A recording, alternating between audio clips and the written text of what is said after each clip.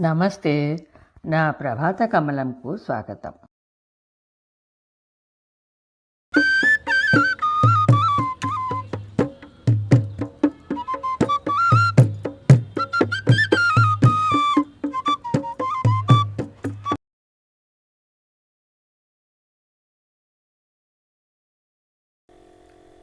ఈరోజు ప్రభాత కమలంలో మీరు వినబోతున్న హాస్య కథ మాలాగారు రాసిన కావమ్మ గారి వ్లాగ్. ఈ కథ డిసెంబర్ 14, 2025 సంచికలో ప్రచురించబడింది. ఈరోజు నూతన సంవత్సర శుభాకాంక్షలతో ఈ కథను సమర్పిస్తున్నాం. ఈ కొత్త సంవత్సరం మీరు మీ కుటుంబ సభ్యులు హాయిగా నవ్వుల జల్లులతో ఆనందంగా ఉండాలని కోరుకుంటూ, అలాగే ఈ కథ విని మీ అభిప్రాయాలను కామెంట్ బాక్స్లో తెలియజేయగలరని ఆశిస్తూ అందరికీ నూతన సంవత్సర శుభాకాంక్షలు తెలుపుతోంది ప్రభాత కమలం. మన కావమ్మ గారు కూడా నండోయ్. ఇక కథలోకి వెళ్దామా? ఒరే విఠయ్యా, విఠయ్యా! సెల్ మాట్లాడడం అవుతూనే గట్టిగా పిలిచింది కావమ్మ. అబ్బా, గుండమ్మ కథలో గుంటనక్క గంటయ్యను పిలిచినట్లు ఏమిటా పిలుపు? విసుక్కుంటూ వచ్చాడు విఠల్. ఏం చేయమంటావురా? మా నాన్న పేరు పెట్టాలి అని మీ నాన్న వాళ్ళ నాన్న పేరు పెట్టారా? మామగారి పేరు పెట్టి ఎట్లా పిలుస్తారా? అందుకేగా రంగారావుకు పండరీపురం వెళ్ళి వచ్చాక ఆ విఠలుడి దయతో పుట్టావని విఠల్ అని కలుపుకున్నానా? మామగారి పేరు ఉచ్చరించినందుకు సుతారంగా చెంపలు వాయించుకుంటూ గదమాయించింది కావమ్మ. ఎప్పుడూ ఉండేదేగా ఈ గోల. అసలు ఎందుకు పిలిచావో చెప్పు అడిగాడు పాండురంగ విఠల్. మా వేలు విడిచిన మేనల్లుడు జగన్నాథం వాడి కుటుంబంతో స్వామివారి దర్శనానికి వస్తున్నాడట. కొండకు వెళ్లే ముందు మన ఇంటికి వచ్చిపోతానని ఇప్పుడే చెప్పాడురా. బంధుప్రీతి కావమ్మ ముఖం చాటంత చేసుకొని సంబరపడిపోతూ చెప్పింది. ఎవరమ్మా ఆ జగన్నాథం? గుర్తు రావడం లేదే సాలోచనగా అడిగాడు విఠల్. నువ్వు చూడలేదులేరా. వాడి చిన్నప్పుడే వాళ్ళ నాన్న బొంబాయి వెళ్ళాడు. అప్పటి నుంచి రాకపోకలు లేవులే. ఇన్నాళ్లకు వస్తున్నాడు. ఎప్పుడో వాడి చిన్నప్పుడు చూశాను. మళ్ళీ ఇన్నాళ్లకు చూడబోతున్నాను. చిన్నప్పుడు భలే అల్లరి చేసేవాడు. కావక్క కావక్క అంటూ నన్ను వదిలేవాడు కాదు. ఆ వెంకన్న దయ వలన మీ నాన్నగారికి ఇక్కడ ఇంజనీరింగ్గా ఉద్యోగం రావడంతో ఎక్కడెక్కడి బంధువులు కలుస్తున్నారు మురిపెంగా అన్నది కావమ్మ. 100కి 1 తక్కువ వేటి వేటి బంధువులు బాబోయ్! ఏమని పొగిడేద బంధువుల సేన మనది బ్రహ్మాండంగా. ఆ ఏమిట్రా రావుడు, ఏమో అంటున్నావు అనుమానంగా అడిగింది కావమ్మ. పక్కనే ల్యాప్టాప్ మీద పనిచేసుకుంటున్న రమేష్, ఏమీ లేదు బామ్మ, మనకు బంధువుల సేన చాలా ఉందే అని పొగుడుతున్నాను జవాబిచ్చాడు. రాధ కాఫీ తెచ్చి భర్తకు అత్తగారికి ఇస్తూ, అత్తయ్య, మరి మనం పెళ్ళికి వెళ్ళాలి కదా, వాళ్ళు వస్తే ఎట్లా వెళ్తాము అడిగింది. వాడికి వరుస అన్నయ్య కూతురే అవుతుంది కదే, వాళ్ళు ఆ పెళ్ళికి వస్తారట జవాబిచ్చింది కావమ్మ. ఎవరి పెళ్ళికి వెళుతున్నారు బామ్మ? ఆ అమ్మాయి మాకేమవుతుంది అడిగాడు రమేష్. మీకు మామయ్య కూతురవుతుందిరా, మీరు రావాలి పెళ్ళికి సరదాగా. మనవడు ఎందుకు అడిగాడో అర్థం కాక రమేష్ వైపు చూస్తూ అంది. ఇంట్లో ఇక్కడ 2, హైదరాబాదులో 1, బ్రహ్మచారులం బెండకాయల్లా గలగల్లాడుతూ ఉన్నామే. మాకు ఆ పిల్లను చూడాలని గుర్తు రాలేదా? పైగా పట్టు చీరలు నగలు దిగేసుకొని పెళ్ళికి మీరు వచ్చిన చుట్టాలు వెళ్ళడమే కాక మేము రావాలా? 100కి 1 తక్కువ వేటి వేటి బంధువులు. ఆ బంధువులకు ఒక్కటంటే ఒక్క అమ్మాయి కూడా లేదా? కావమ్మ వ్లాగ్ మధ్యాహ్నం 2 తెరిచి చుట్టాల పిల్లలకు ఇన్స్టాలో సంబంధాలు, జూమ్ కాల్లో పూజలు, వాట్సాప్లో వ్రతాలు చేయిస్తావు. కానీ మమ్మల్ని మాత్రం బయటనే సిగ్నల్ దగ్గర వదిలేశావు ఆవేశంగా ఉక్రోషంగా అరిచాడు. రమేష్ అరుపులకు బిత్తరపోయి చూస్తున్నారు కావమ్మ, విఠల్, రాధ.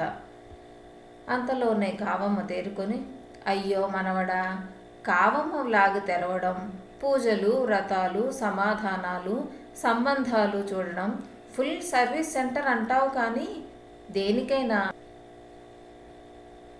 మీకు మ్యాచ్ మేకింగ్ కేవైసీ పూర్తి అవ్వాల్సిందే అని అంటుండగానే హడావిడిగా కామేష్ లోపలికి వచ్చి అక్కడి వాతావరణం గమనించకుండానే రమేష్తో, బ్రో తొందరగా రారా, మా సినిమాలో పెళ్లి పురోహితుడి వేషం వేసేవాడు హ్యాండ్ ఇచ్చాడు, షూటింగ్ ఆగిపోయింది, నిన్ను తీసుకొస్తానని చెప్పాను, లేలే తొందర చేశాడు.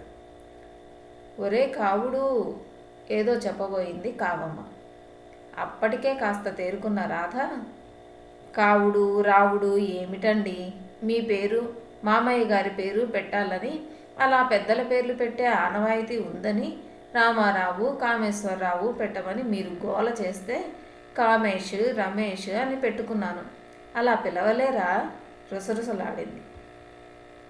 కోపంగా ఏదో అనబోతున్న కావమ్మ, రమేష్, ఏహే ఆపండి మీ పేర్ల గోల, మహా పెట్టారులే గొప్ప పేర్లు అని ఒక్క అరుపు అరిచేసరికి మూతి తిప్పుతూ మనవడిని చూసింది.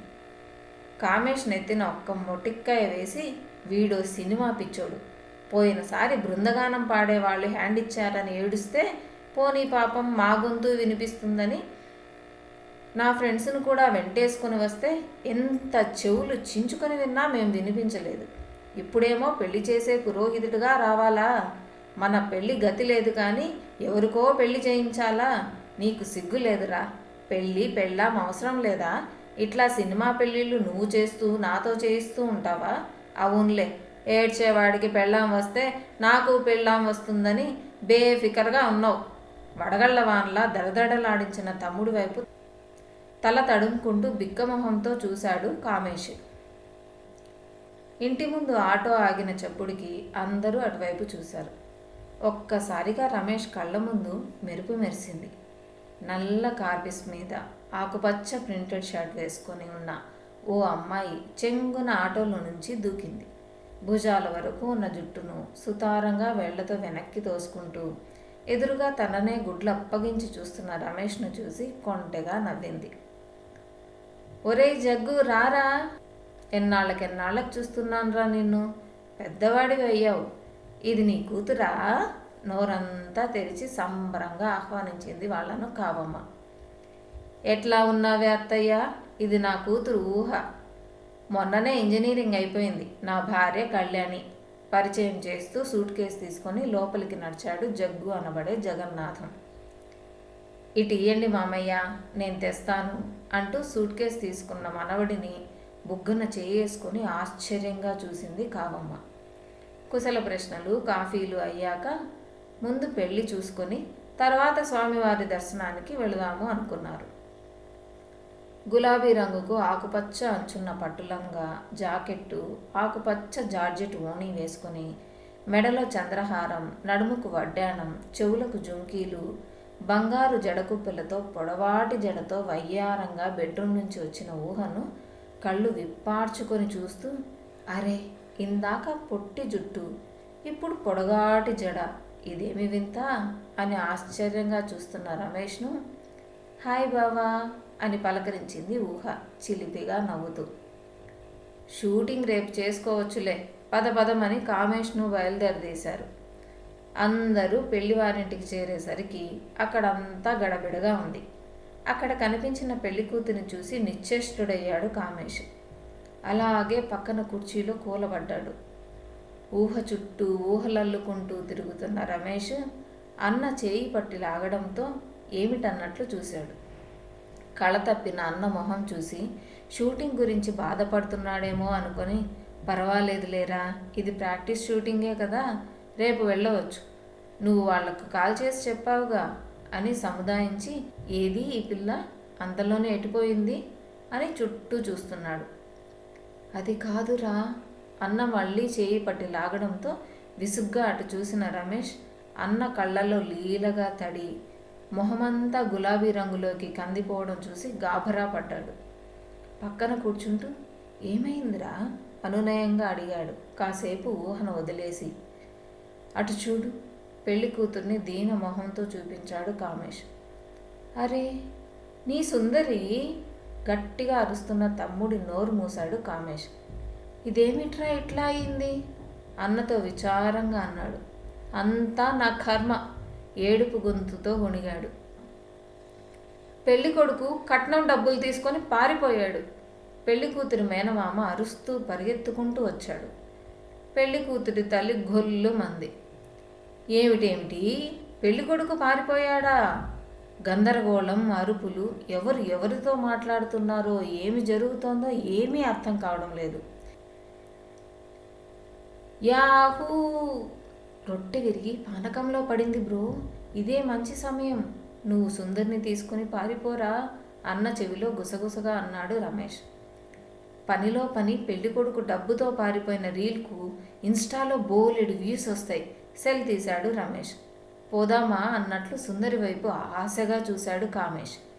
ఇదేమీ పట్టనట్లు నిర్వికారంగా కూర్చొని ఉంది సుందరి.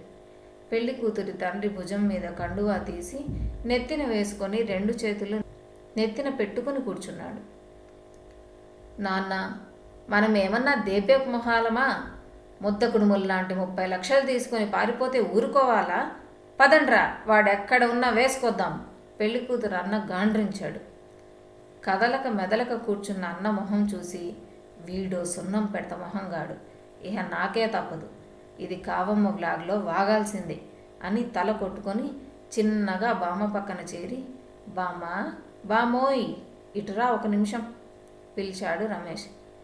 ఏంటిరా? అసలుకే పాపం మా పెద్ద మేనల్లుడు చాలా దిగాలు పడ్డాడు. వాడిని. అబ్బా, అదే బామ్మ, అదే చెప్తున్నాను, నువ్వు పక్కకు రా, ఇటురా.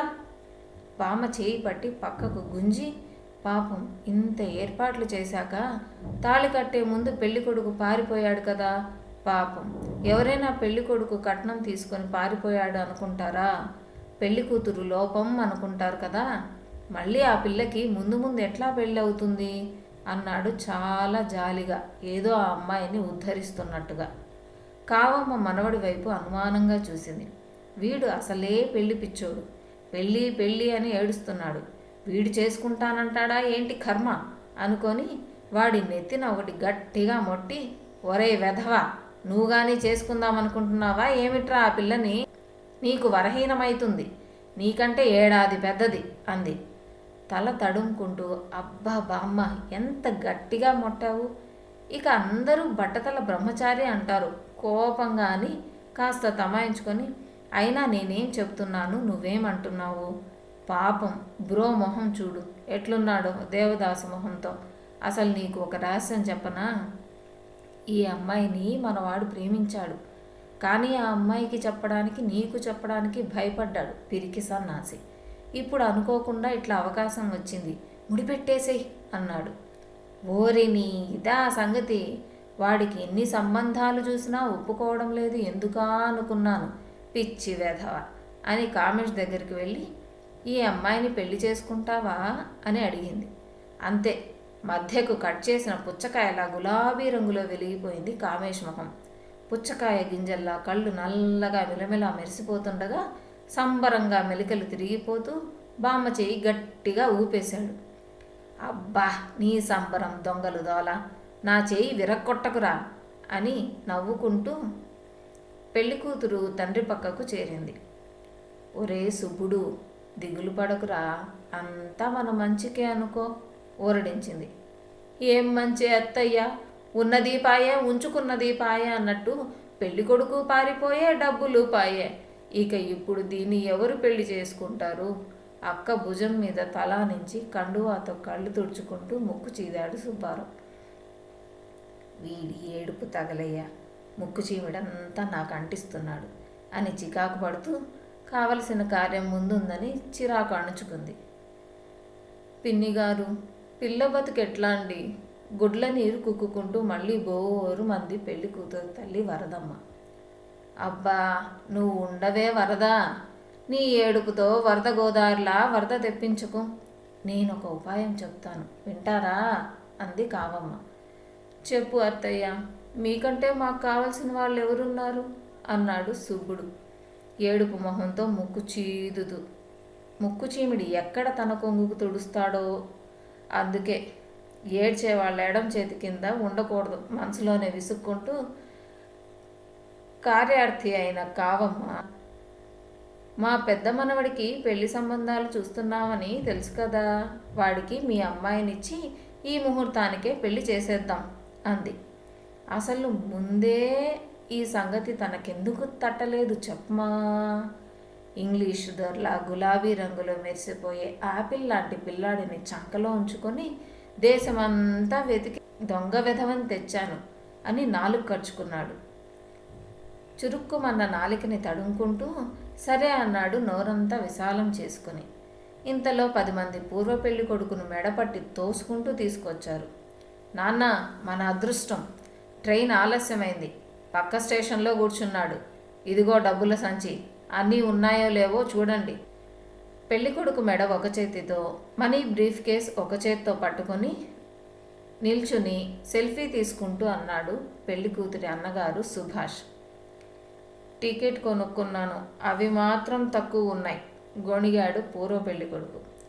ఓరి బికారి వెధవా, వాడి నెత్తిన ఒకటి మొట్టాడు సుభాష్. అదేమీ పట్టించుకోకుండా దులిపేసుకొని, బావగారు, ముహూర్తానికి ఇంకా సమయం ఉంది, పెళ్లి కానిచ్చేద్దామా? పూర్వవియ్యంకుడు ఉత్సాహపడ్డాడు. పెడత మొహంగాడ, ఇంకే మొహం పెట్టుకుని అడుగుతున్నావురా? ఎవడ్రా నీకు బావగారు? వీళ్లను ఊరి పొలివేర్ల దాకా వెళ్ళగొట్టండ్రా. సుభాష్ ఆవేశపడ్డాడు. మేమే పోతాంలేండి, రారా కక్కుర్తి వెధవా అని కొడుకును తోలుకుపోయాడు పూర్వ పెళ్లి కొడుకు తండ్రి. హమ్మయ్యా, ఊపిరి పీల్చుకున్నారు అందరూ. పెళ్లి బాజాలు మ్రోగాయి. బామ్మ, గారంగా పిలిచాడు రమేష్. మళ్ళీ ఏమొచ్చిందిరా అడిగింది. మరేమో అని నసుగుతున్న చిన్న మనవడిని ఇంకో పక్క నుంచి వాడి వైపు ముసిముసి నవ్వులు రువ్వుతూ జడ గిరగిరా తిప్పుతున్న ఊహను చూసి బామ్మ గ్రహించేసుకొని, అయితే నువ్వు ఆ పిల్లని పెళ్లి చేసుకుంటావన్నమాట అంది. మెలికలు తిరిగిపోయాడు రమేష్. ఒరే జగన్నాథం, ఇందాక అన్నాలు తినేటప్పుడు నీ కూతురికి పెళ్లి చేయాలని నా వ్లాగ్లో డీటెయిల్స్ అప్లోడ్ చేయమన్నావు కదా, వేరే ఎందుకు? మా చిన్న మనవడికి ఇస్తావా? పనిలో పని, ఇద్దరు మనవళ్ళ పెళ్లి చేసేస్తే ఓ పని అయిపోతుంది నాకు అని మనసులో వీడి నస తప్పుతుంది అనుకుంటూ అడిగింది. అంతకంటేనా అక్క అన్నాడు జగన్నాథం ఆనందంగా. కానీ ఇంకొన్ని రోజులు ఆగాలరా అబ్బి అంది కావమ్మ తాపీగా. మళ్ళీ ఇదేమి లిటికేషనే బామ్మ చెవి దగ్గర గొణిగాడు రమేష్. మా చిన్నోడు కొడుకు వీడికంటే పెద్దవాడున్నాడు కదా, వాడికి చూస్తున్నాం, వాడికి అయ్యే వరకు ఆగాలిరా కంటిన్యూ చేసింది కావమ్మ. సినిమా పిచ్చోడిది అయ్యిందనుకుంటే వాడొకడున్నాడు కదూ, వాడో ధర్మరాజు, వాడిదెప్పుడు కావాలో నా ఊహా సుందరి నాకెప్పుడు దక్కేనో. ఊర చూపులు విరిబాణాలై గుండెల్లో గుణపాలు గుచ్చుతుంటే గుండె పట్టుకొని పక్కనున్న కుర్చీలో కూలబడ్డాడు. పెద్దవాడికే పెళ్ళాం లేకపోతే కడపటివాడు నాకు పెళ్ళామో అని కుళ్ళి ఏడ్చాడట అన్న సామెతలా ఉంది. విరక్తిగా నవ్వుకున్నాడు పాపం రావుడు. కథను విన్నారు కదా. ఇక మా కామెంట్ బాక్స్ మీ నవ్వులతో నిండిపోతుందని నమ్ముతూ హ్యాపీ న్యూ ఇయర్. వచ్చే వారం మరో కథతో తప్పక కలుద్దాం. అలాగే సబ్స్క్రైబ్ కూడా చేయండోయ్, లేకపోతే కావమ్మ బ్లాగ్లో పెట్టేస్తుంది మరి. ప్రతి గురువారం ఉదయం 11 గంటలకు మంచి కథను కబుర్లో ప్రభాత కమలంలో మన దేవాలయాల గురించిన విశేషాలు మా ఇంకో ఛానల్ సాహితీమాలలో ప్రతి ఆదివారం ఉదయం 11 గంటలకు వినండి. సాహితీమాల లింక్ డిస్క్రిప్షన్ బాక్స్లో ఉన్నది. అది కూడా సబ్స్క్రైబ్ చేసినట్లయితే మీకు మేము పోడ్కాస్ట్ చేయగానే వస్తుంది. తప్పక సబ్స్క్రైబ్ చేస్తారు కదూ. అలాగే మీ అభిప్రాయాలను మాకు కామెంట్ బాక్స్లో షేర్ చేయండి. ధన్యవాదాలు.